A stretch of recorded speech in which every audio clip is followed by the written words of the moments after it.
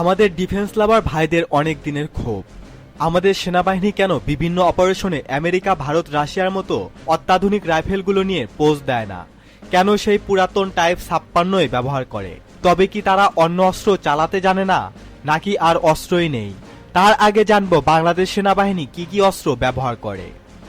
বাংলাদেশ সেনাবাহিনীর ব্যবহৃত রাইফেলগুলোর মধ্যে রয়েছে MP5 submachine gun, FNFAL assault rifle, Heckler and Koch G3 assault rifle, AK-47 assault rifle, AKS rifle, BD-08 assault rifle, type 56 assault rifle, type 81 assault rifle, AK-103 assault rifle, Indonesian Pindad rifle এবং M4 carbine.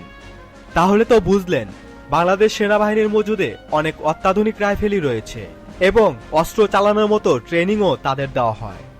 অস্ত্রের প্রতিটি অংশের সাথে পরিচিত হতে হয় তাদের। কিন্তু এই উপমহাদেশে AK সিরিজের রাইফেলের সাথে অন্য কিছুর তুলনা চলে না। AK সিরিজের রাইফেলই এদেশে জনপ্রিয় অন্যান্য হলিউড টাইপ রাইফেলগুলির তুলনায়। ভিয়েতনাম যুদ্ধে আমেরিকান সেনারা তাদের M16 অ্যাসল্ট রাইফেল ছেড়ে দিয়ে AK-47 তুলে নিয়েছিলেন ভিয়েতনামি যোদ্ধাদের মরদেহের পাশ থেকে।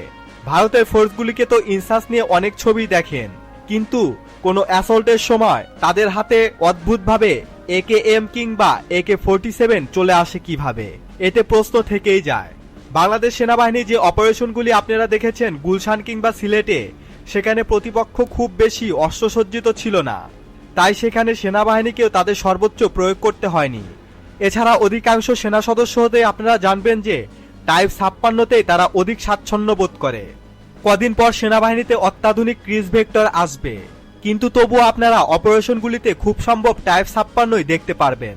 কারণটা অপারেশনগুলি আমাদের সেনাবাহিনীর কাছে অন্যান্য দেশের মতো ফ্যাশন শো নয়, বরং বাস্তবতাটাই জরুরি। ধন্যবাদ। ভিডিওটি কেমন লাগলো তা অবশ্যই কমেন্ট বক্সে জানাবেন।